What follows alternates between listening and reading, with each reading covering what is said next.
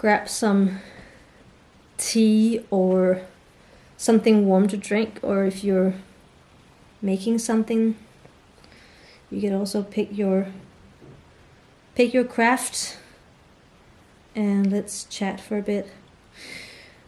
I just started to think while I was crocheting, so I thought I might as well record it because maybe someone else can use it for something. So I was thinking about anxiety and panic attacks, panic attacks, or that sort of thing, having those reactions, and how it's so common for doctors to say that, oh, it's not, there's no cause for it. There's no reason that you're getting those panic attacks, anxiety attacks. Like, it's just your nervous system being active, overactive.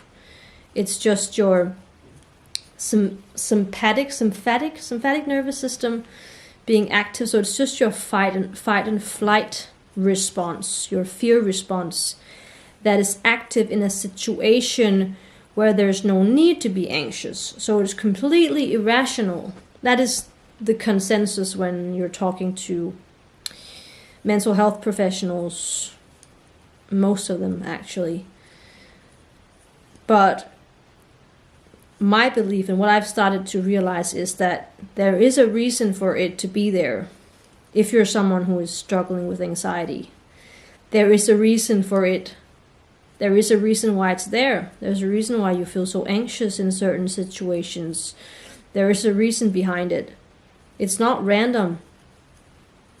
And it might not make sense and it might not be rational in the situation, but it still is rational because it's just because you're reminded of something, or because some specific situation is making it so that you can't relax. There's something inside you that is telling you, don't relax, don't relax, don't relax. Like, you have to be on guard. You have to be hyper alert, hyper aware. And maybe it doesn't make sense in specific situations because you can think, oh, but there's not anything to be afraid of. So it doesn't make any sense why I would be anxious. I know I've thought that for many years. I don't get it, why I'm get so anxious in certain situations, because there's nothing to be afraid of. And that's also the reaction I've gotten from friends or acquaintances. Like, but there's nothing to be afraid of, they say. There's nothing to be afraid of. You don't have to be anxious because there's nothing to be afraid of. But I think it's because it's something that we don't really talk about that much. It's because we have experiences that teaches us to be anxious, teaches us to be on guard. It's because we have learned that we had to be on guard in certain situations, even specific situations, or because they remind us of something else. It could be lack of control, like losing control in a certain situation. Like if you have fear of flying or fear of public transportation, maybe you've had bad experiences in traffic, and you might think, why am I anxious when I'm just riding the bus and nothing is happening? But your body remembers. It remembers so many things, and it doesn't actually help to minimize what is happening or saying that, oh, there's no reason behind it, it's not rational. It helps much more to understand why it's there, because then we can start to give it compassion. And the same with social anxiety. I've had social anxiety or social phobia rather, for so many years. And I did not understand why, because it was not just about being scared of being judged or scared of being visible or anything in that manner. It was deeper than that. It was my whole system rejecting being a certain way. I see now when I look back that my system was just helping me. It was telling me, stop it. Stop putting yourself in that situation. it was making me uncomfortable. It was making me panic to tell me that there's something here you need to pay attention to. There's something here that's happening that is not good for you. People always told me, oh, just, stop pressuring yourself. Just continue to put yourself in a social situation and you will start to be okay with it. I actually get nauseous just thinking about it because it's so dangerous, especially if you have trauma or you have a very sensitive nervous system. Putting it under more pressure is not the answer. Sorry to say, but understanding the cause of it, understanding what it actually is that you're so afraid of in a certain situation, what is it that lies behind the situation.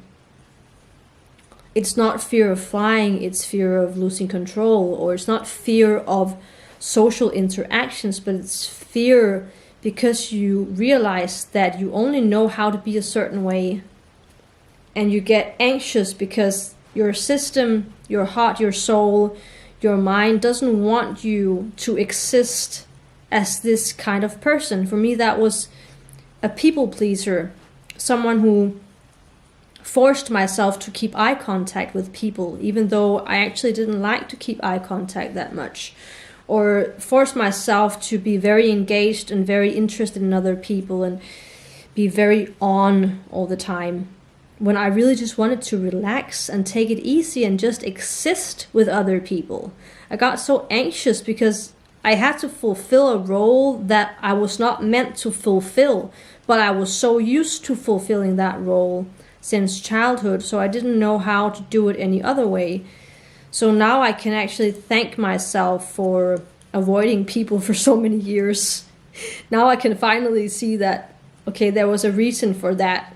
It was not just random. There was a reason why I kept canceling plans and I kept being so anxious every time I had to see another person, because I was not meant to see that person. I was not meant to socialize. I was meant to be in my own energy and meant to dive into myself and understand what I was coming from and what it is that I was carrying with me and why I had a certain behavior around people and why that behavior was causing me so much anxiety. I needed to get away from people, and then I could start to understand what was happening, get a break from that constant fear, and start to realize, okay, what does it actually mean to be me? How can I be the most me that I can be? How can I be myself when I'm alone? And how can I take that person and bring her with me when I'm with other people as well? How can I teach myself that I can just be myself and that is okay? And I think it's so important to understand the cause behind what we're feeling, because doctors having that reaction that it's just brain chemistry, or it's just your nervous system that is in hyper alert or hyper aware. It's just chemistry. It's like, and then prescribing you some pills you can take. I don't think that's the solution. I don't. And I actually wish that there was more compassion towards anxiety and that it was more accepted to say in a certain situation that I don't want to do that. I don't like that. I don't want to do that. Or I need this, this and this in order to feel good. It doesn't mean that something is wrong with you because you have to adjust certain things. What if that anxiety was not about you being sick or wrong, or that something was wrong with you, or that you had to fix yourself, or just pressure yourself to do a certain thing? What if you could actually, instead of trying to adapt, understand, give yourself compassion, allow yourself to have those limitations. I know that it's difficult because, especially if you have a phobia and you actually want to do something and you feel like the anxiety is stopping you. Because I felt that with having social phobia, that I wanted to be social, but I couldn't, and I didn't know how.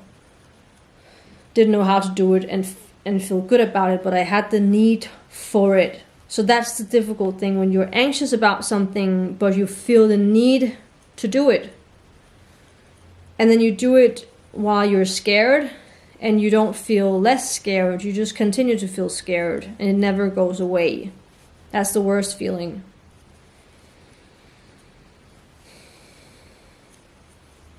But I think that the compassion is actually the key. The understanding is the key.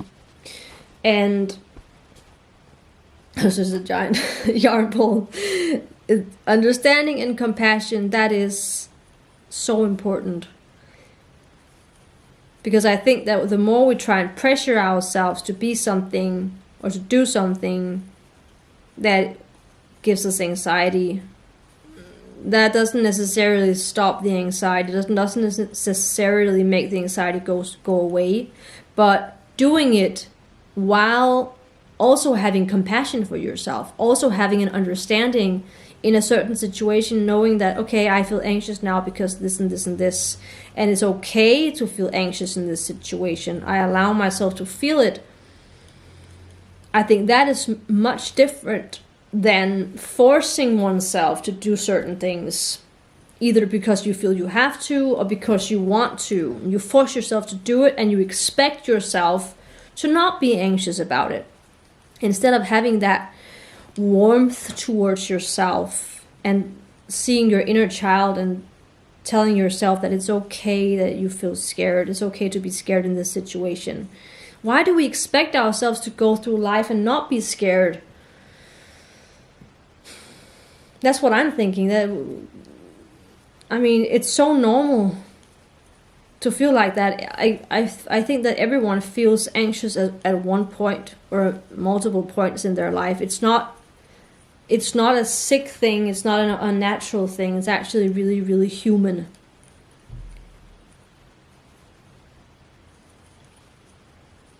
We're the only animals, I think, that are able to actually feel anxious. And if you ever read anything by Peter Levine, he talks about trauma and how it's stored in the body, and how animals, when they are experiencing something that is fearful, something that puts them in danger, they have a natural response afterwards where their body starts to shake naturally, to shake the nervous system in place almost, and to shake off that fear.